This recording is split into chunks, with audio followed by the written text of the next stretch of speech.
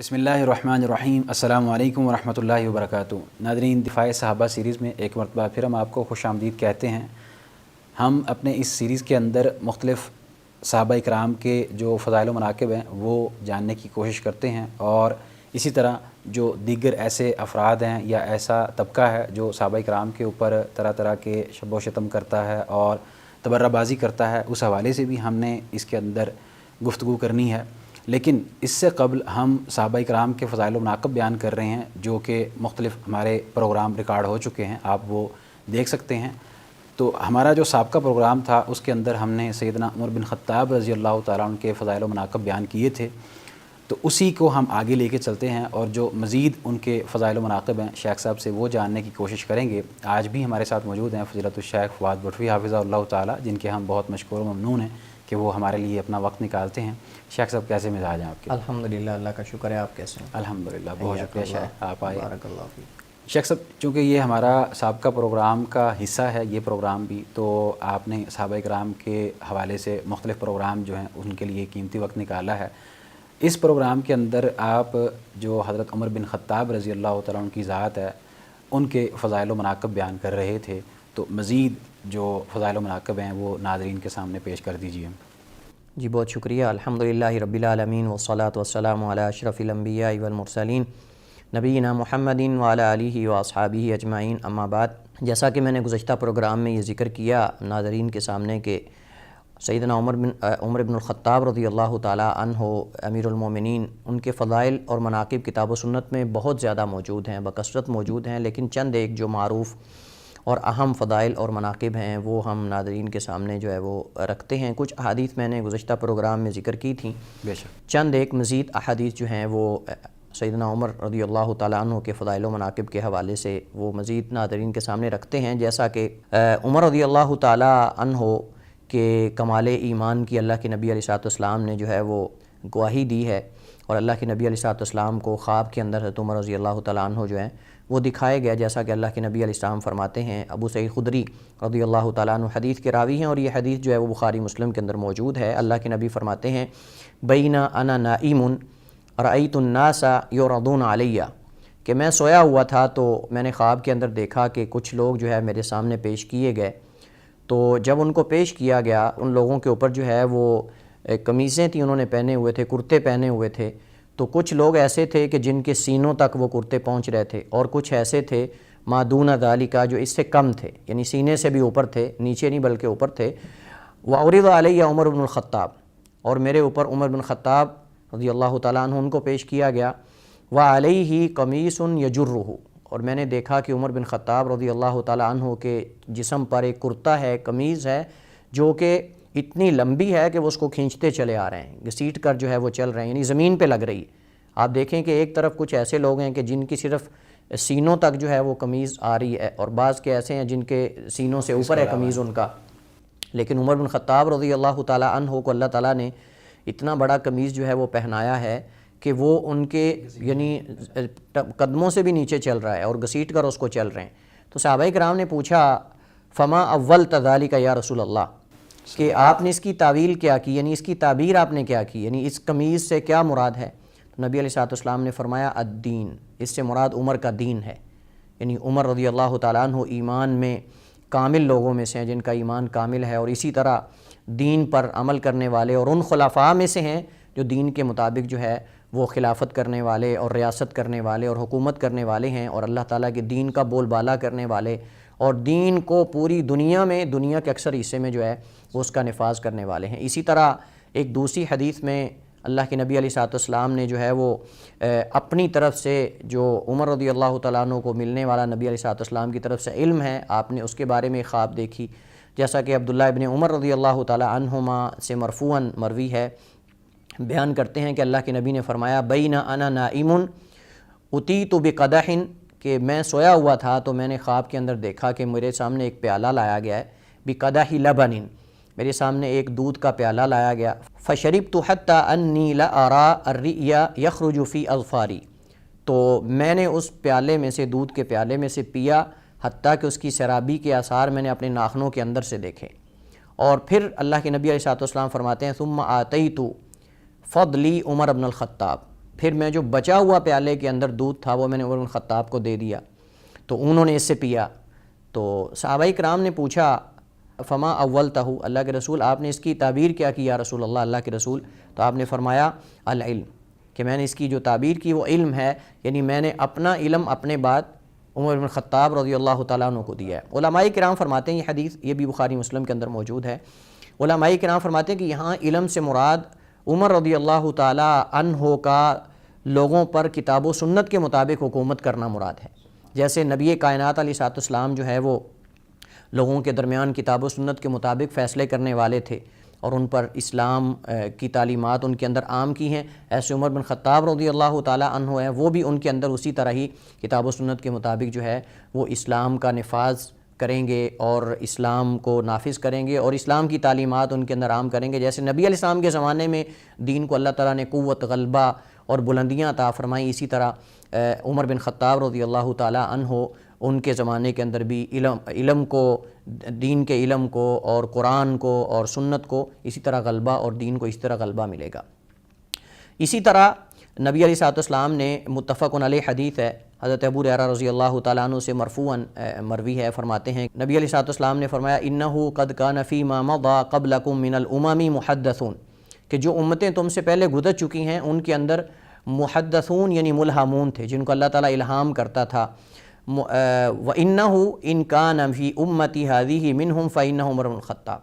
وَإِنَّهُ إِن كَانَ فِي أُمَّتِي هَذِهِ مِنْهُمْ فَإِنَّهُ عُمَرُ بْنُ الْخَطَّابِ، کہ اگر اس امت میں کوئی ملہم ہے، کوئی محدث ہے تو عمر بن خطاب رضی اللہ تعالیٰ عنہ ہے، یعنی اللہ تعالیٰ ان کی طرف جو ہے اگرچہ وحی کا سلسلہ منقطع ہو جائے گا یا ان پر وحی تو نہیں آتی، لیکن اللہ تعالیٰ ان کی طرف جو ہے وہ الہام کرتا ہے۔ اسی طرح سیدنا عمر بن خطاب رضی اللہ تعالیٰ عنہ وہ شخص ہیں کہ جن کے اندر اللہ تعالیٰ نے انبیاء اور رسل کے اکثر اوصاف جمع کر دیے، جن کے اندر اللہ تعالیٰ نے انبیاء علیہ الصلوۃ والسلام کی جو خوبیاں اور ان کے اندر جو صفات ہیں وہ اکثر عمر بن خطاب رضی اللہ تعالیٰ عنہ کے اندر موجود تھیں، اور اس کی شہادت اللہ کے نبی علیہ الصلوۃ والسلام نے دی۔ اور آپ نے فرمایا، جیسا کہ عقبہ بن عامر رضی اللہ تعالیٰ عنہ روایت کرتے ہیں، جامع ترمذی کی حدیث ہے، اللہ کے نبی علیہ الصلوۃ والسلام نے فرمایا کہ لو کان بعدی نبی لکان عمر، کہ اگر میرے بعد کسی نے نبی بننا ہوتا تو وہ عمر بن خطاب ہوتے۔ اس کا مطلب یہ ہے کہ سیدنا عمر بن خطاب رضی اللہ تعالیٰ عنہ میں اللہ تعالیٰ نے ان خوبیوں میں سے بہت زیادہ خوبیاں رکھ دی تھیں جو اللہ نے انبیاء اور رسول کے اندر رکھی ہوتی ہیں، یعنی جو صفات اور اوصاف انبیاء اور رسول کے اندر ہوتے ہیں، جن کو اللہ تعالیٰ اپنی نبوت اور رسالت کے منصب کے لیے منتخب کرتا ہے، چنتا ہے اور اس ایک اعلیٰ منصب پہ فائز کرتا ہے، یہ خوبیاں بہت ساری عمر بن خطاب کے اندر موجود تھی۔ اور اگر نبوت کا دروازہ بند نہ ہوتا اور اگر نبی آنے کی گنجائش ہوتی تو عمر بن خطاب رضی اللہ تعالیٰ عنہ جو ہیں وہ نبی بنتے۔ یہ ان کی یہ فضیلت رسول اللہ صلی اللہ علیہ وسلم نے خود فرمایا، یہ اللہ کے نبی نے خود فرمایا ہے، اور یہ حسن درجے کی حدیث ہے، جامع ترمذی کے اندر عقبہ بن عامر رضی اللہ تعالیٰ عنہ اس حدیث کے راوی ہیں۔ اسی طرح عمر بن خطاب رضی اللہ تعالیٰ عنہ کی تعریف صرف اللہ کے نبی علیہ الصلوۃ والسلام کی زبان نبوت سے نہیں بلکہ صحابہ کرام بھی جیسے ابو بکر رضی اللہ تعالیٰ عنہ کا احترام کرتے تھے، ان کو محبت کی نگاہ سے دیکھتے تھے اور ان کی محبت کو ایمان میں سے تصور کرتے تھے اور ان کی محبت باعث فخر سمجھتے تھے، ایسے سیدنا عمر بن خطاب رضی اللہ تعالیٰ عنہ کی محبت اور ان سے تعلق جو ہے وہ باعث فخر سمجھتے تھے، اور ان کی تعریف صحابہ کرام نے بھی کی ہے۔ اور جیسے گزشتہ پروگرام میں ہم عبداللہ ابن مسعود رضی اللہ تعالیٰ عنہ کے حوالے سے ان کا قول نقل کر چکے ہیں، وہ کہتے ہیں کہ جب سے عمر مسلمان ہوئے اسلام کو عزت ملی، مسلمانوں کو عزت ملی۔ اس کے علاوہ اور صحابہ کرام سے اقوال مروی، حضرت انس بن مالک رضی اللہ تعالیٰ عنہ کا جو مشہور حدیث اور ان کا قول ہے، حضرت ابو بکر رضی اللہ تعالیٰ عنہ کی فضیلت کے اندر بھی ہم نے ذکر کیا تھا، چونکہ اس کا تعلق حضرت عمر بن خطاب رضی اللہ تعالیٰ عنہ کی فضیلت سے بھی ہے۔ حضرت انس بن مالک رضی اللہ تعالیٰ عنہ روایت کرتے ہیں، بخاری مسلم کے اندر صحیح درجے کی روایت ہے کہ نبی علیہ الصلوۃ والسلام کے بعد ایک شخص آیا اور اس نے آ کر کہا کہ یا رسول اللہ متی الساعہ، قیامت کب آئے گی؟ تو اللہ کے نبی علیہ السلام نے سوال کیا وما عادت لہا، کہ تو نے اس قیامت کے لیے تیار کیا کیا ہے، یعنی تیاری کیا کی ہے؟ تو صحابی فرمانے لگے اللہ کے رسول کو اتنی زیادہ میرے اعمال تو نہیں ہے، الا انی احب اللہ ورسولہ، صرف یہ ہے کہ میں اللہ اس کے رسول سے محبت رکھتا ہوں۔ تو آپ نے فرمایا کہ اگر تم اللہ اس کے رسول سے محبت رکھتے ہو تو آدمی اس کے ساتھ ہوگا جس سے محبت کرتا ہے، الرجل مع من احب، آدمی اس کے ساتھ جیسے اس کی محبت ہے۔ یہ حدیث بیان کرنے کے بعد حضرت انس رضی اللہ تعالیٰ عنہ فرماتے ہیں کہ جتنی خوشی ہمیں اللہ کے نبی علیہ الصلوۃ والسلام کے اس قول سے ہوئی کہ آدمی اس کے ساتھ ہوگا قیامت کو جنت میں یا قیامت کو جس سے اس کو محبت ہو، تو کہتے ہیں ہمیں اس سے بڑھ کر کسی اور بات سے خوشی نہیں ہوئی جتنی ہمیں نبی کے اس قول سے ہوئی کہ آدمی اس کے ساتھ ہوگا جس سے اس کی محبت ہے۔ انس بن مالک رضی اللہ تعالیٰ عنہ فرماتے ہیں کہ یہ حدیث بیان کرنے کے بعد فرماتے ہیں فَأَنَا أُحِبُّ النَّبِيَّ صلی اللہ علیہ وسلم وَأَبَا بَكْرٍ وَعُمَرَ وَأَرْجُو أَنْ أَكُونَ مَعَهُمْ بِحُبِّ إِيَّاهُمْ، کہ میں گواہی دیتا ہوں، میں تمہیں یعنی اپنے شاگردوں کو کہتے ہیں کہ میں گواہی دیتا ہوں کہ میں بھی اللہ کے رسول سے محبت کرتا ہوں، اور صرف اللہ کے رسول سے نہیں بلکہ ابو بکر و عمر سے بھی محبت کرتا ہوں۔ اور یہ کون کہہ رہے ہیں؟ صحابی کے بارے میں کہہ رہے ہیں۔ فرماتے ہیں کہ احب النبی صلی اللہ علیہ وسلم و ابا بکر و عمر، میں اللہ کے رسول سے بھی ابو بکر و عمر سے محبت کرتا ہوں، ابو بکر اور عمر سے، وارجو ان اکون معهم بحبی ایاہم، ان اکون معهم فی الجنۃ او ان اکون معهم بحبی ایاہم، کہ میں ان کے ساتھ جنت میں ہوں گا، مجھے امید ہے ان کی محبت کی وجہ سے یا ان سے محبت کرنے کی وجہ سے، وَإِن لَّمْ أَعْمَلْ بِأَعْمَالِهِمْ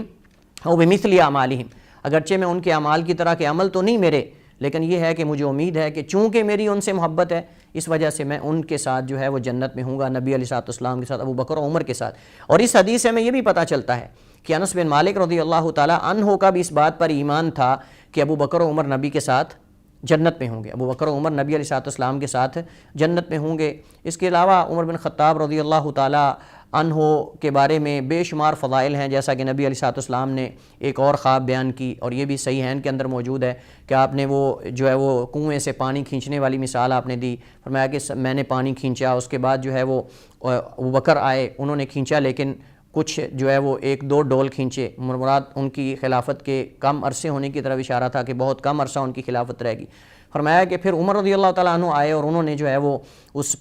کنویں سے پانی کھینچا اور خوب سیراب کیا اور خوب پانی کھینچا، مراد یہ تھا کہ ان کو اللہ تعالیٰ زیادہ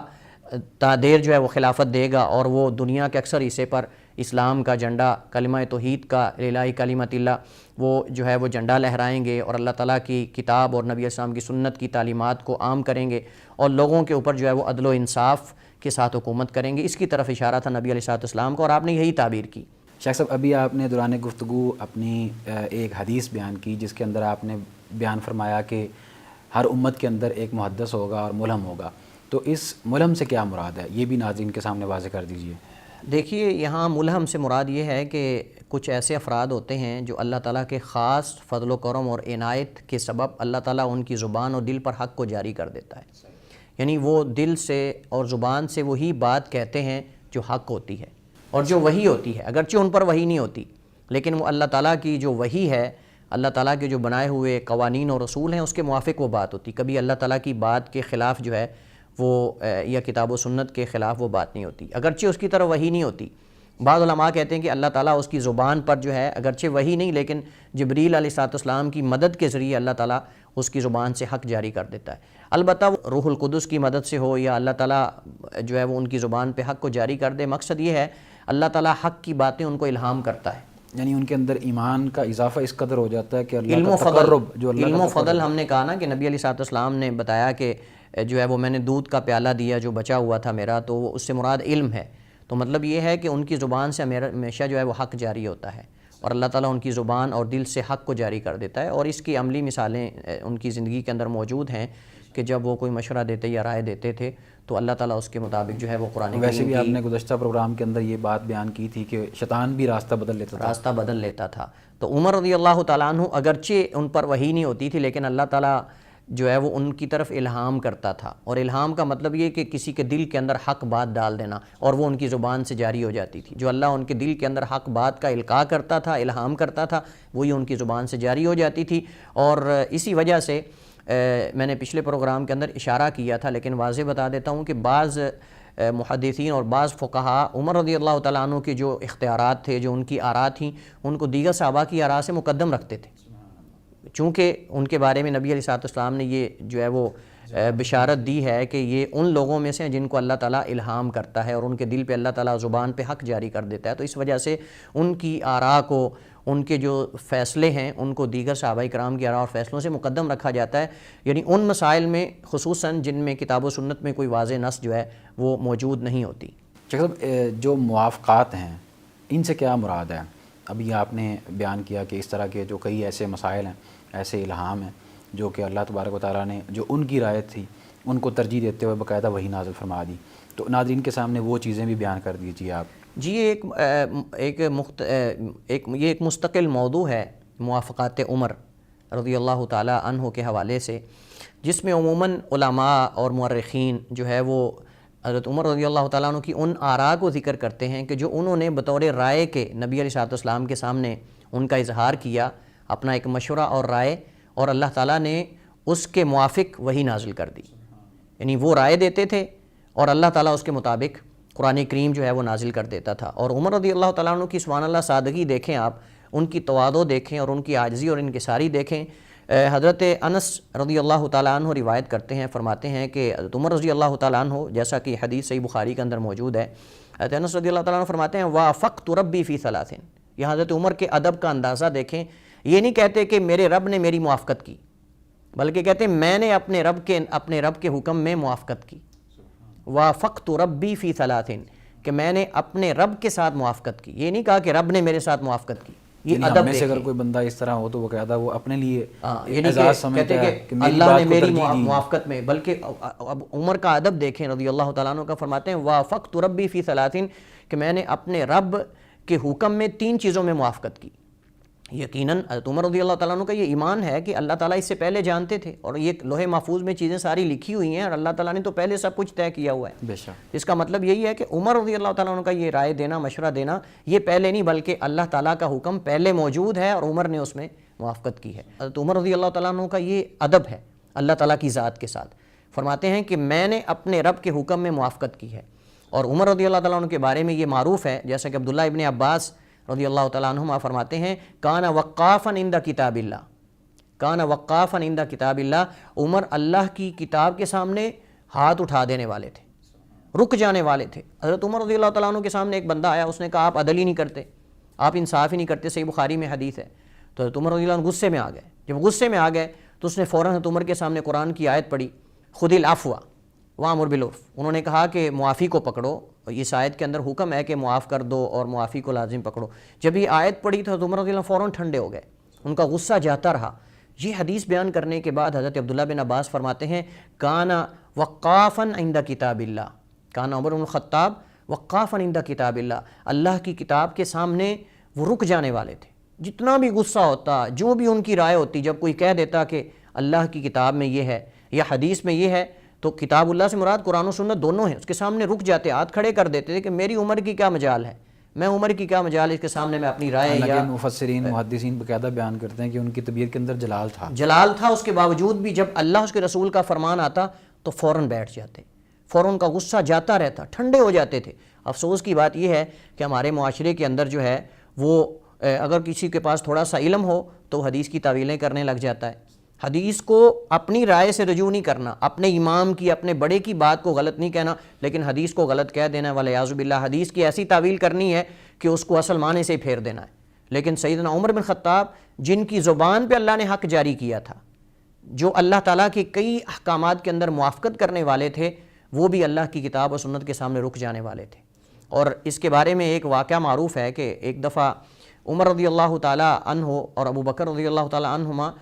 نبی علیہ السلام کے سامنے وفد بنی تمیم یا وفد عبد القیس جو ہے وہ آئے. انہوں نے کہا اللہ کے رسول ہم اسلام اور دین سیکھ کر جا رہے ہیں، تو ہمارا کوئی امیر بنا دیں جو وہاں ہمارے دین کے معاملات کے اندر، دیگر معاملات کے اندر ہماری دیکھ بھال کرے اور رہنمائی کرے، اور ہمارے ساتھ جو ہے وہ مطلب کہ جنگ وغیرہ، دیگر جو جہاد وغیرہ ہے وہ ہمیں لے کر چلے ان معاملات کے اندر. ابو بکر رضی اللہ تعالیٰ عنہ نے کسی آدمی کا نام بتایا، حضرت عمر نے اس کے خلاف دوسری رائے دی کہ یہ نہیں بلکہ یہ شخص ہونا چاہیے. تو اس سے ان دونوں کی آوازیں بلند ہو گئیں، یعنی نہ چاہتے ہوئے بھی، لا علمی کے اندر. تو جب قرآن کریم کی یہ آیت نازل ہوئی کہ لا ترفعوا اصواتکم فوق صوت النبی، تو یہ صحابہ کرام بیان کرتے ہیں کہ اس آیت کے نزول کے بعد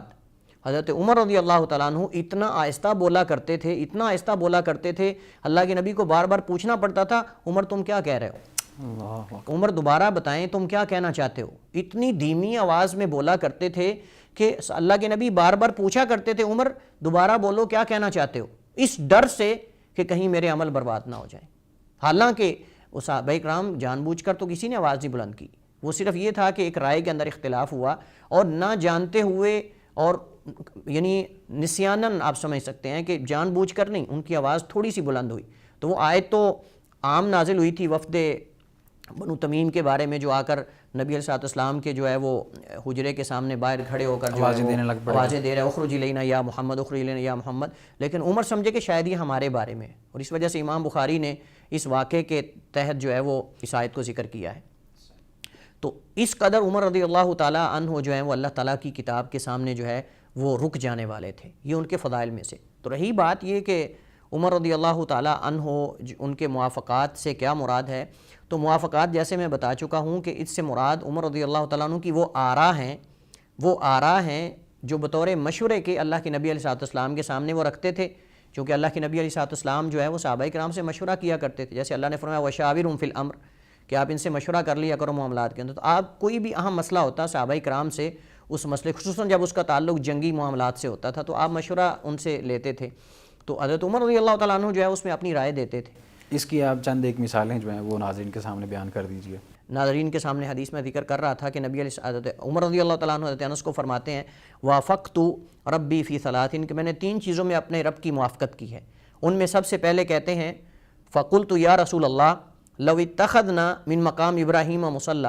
کہ ہم مقام ابراہیم پر نماز نہ پڑھا کریں. یعنی میری ایک مشورہ اور رائے ہے کہ ہم مقام ابراہیم پر 2 رکعت نماز پڑھا کریں، یعنی طواف کے بعد. تو اللہ تعالیٰ نے قرآن کریم کے اندر یہ آیت اتار دی وَاتَّخِذُوا مِن مَقَامِ إِبْرَاهِيمَ مُصَلَّى، کہ مقام ابراہیم کو نماز کی جگہ بنا لو، یعنی وہاں نماز پڑھو.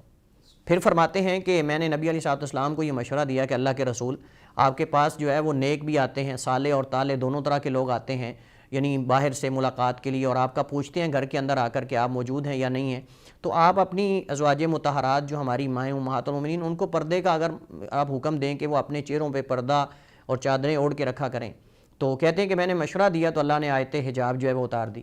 کہ یا ایھا النبی قل لازواجک و بناتک و نساء المؤمنین یدنین علیہن من جلابیبہن،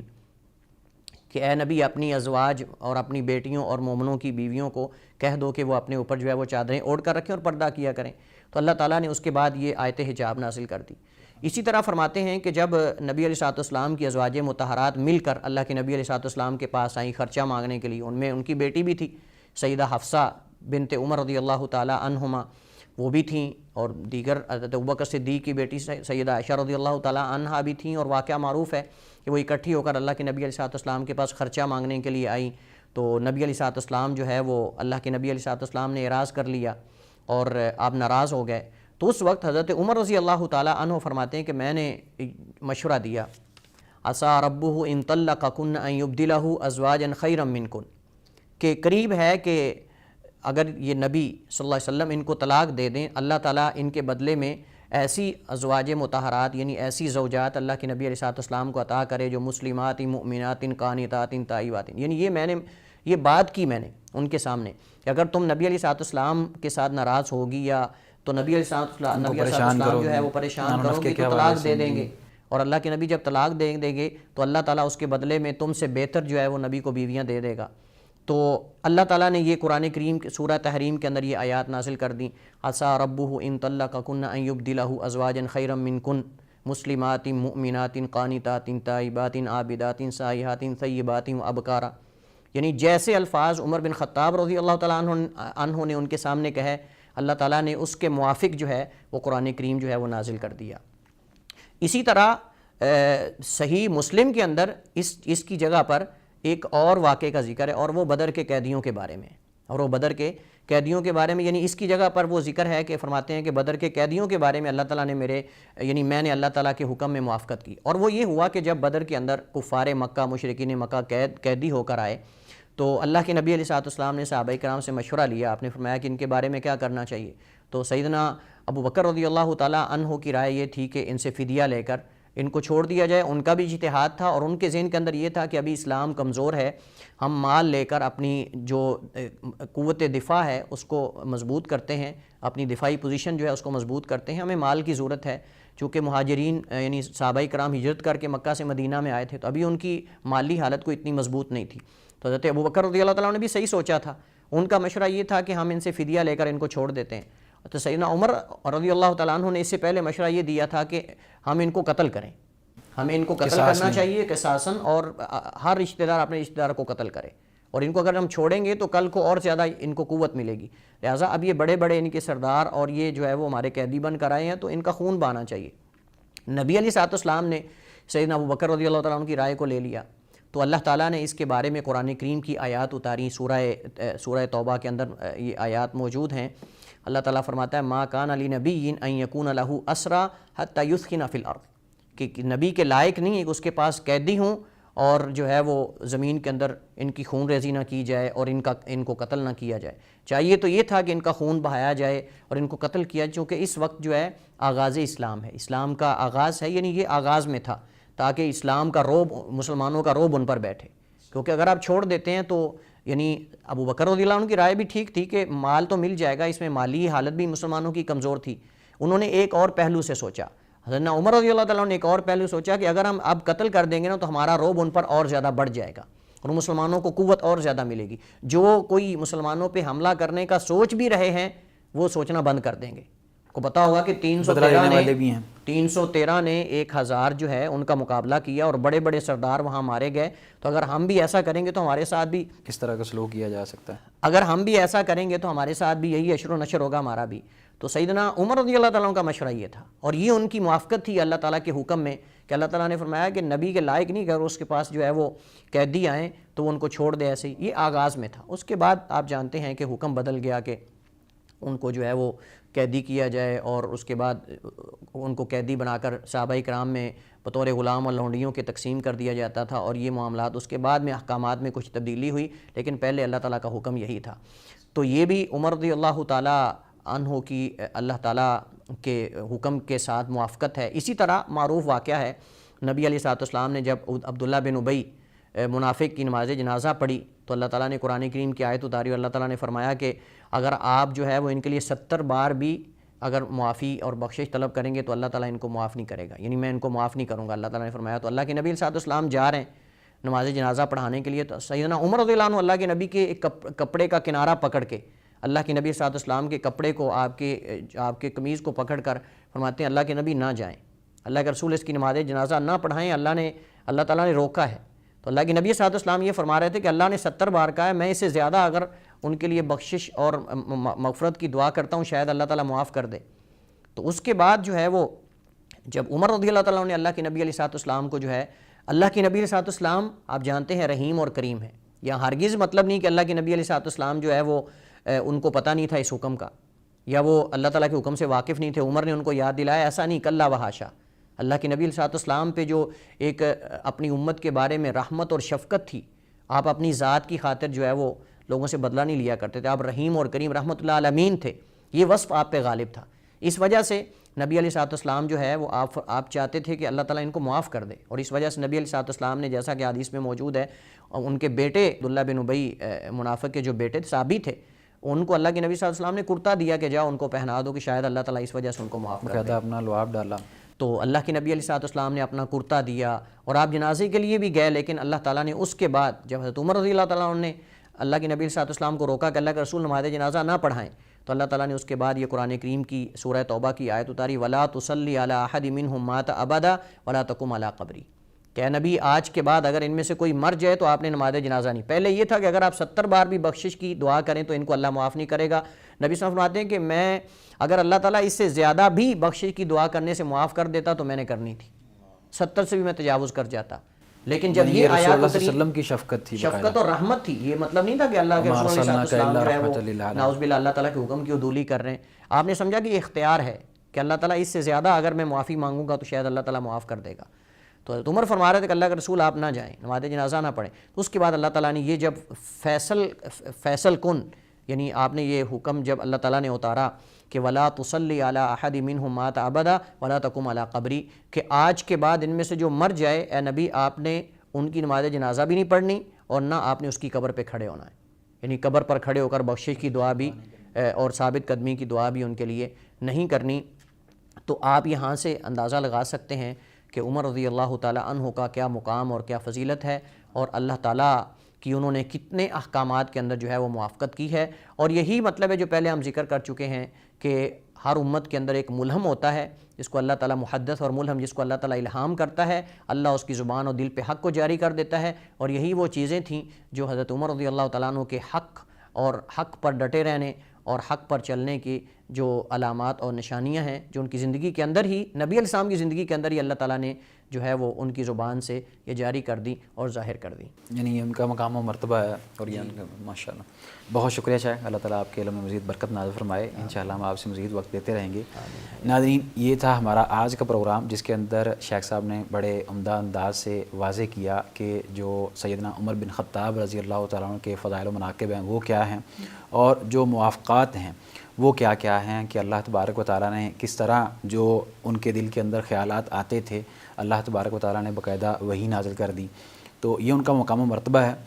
اس حوالے سے اگر آپ کا کوئی سوال ہو تو وہ آپ کر سکتے ہیں. انشاءاللہ ہم دیگر موضوعات کے ساتھ بھی حاضر ہوتے رہیں گے. تب تک کے لیے آپ ہمیں دیجیے اجازت. اللہ حافظ.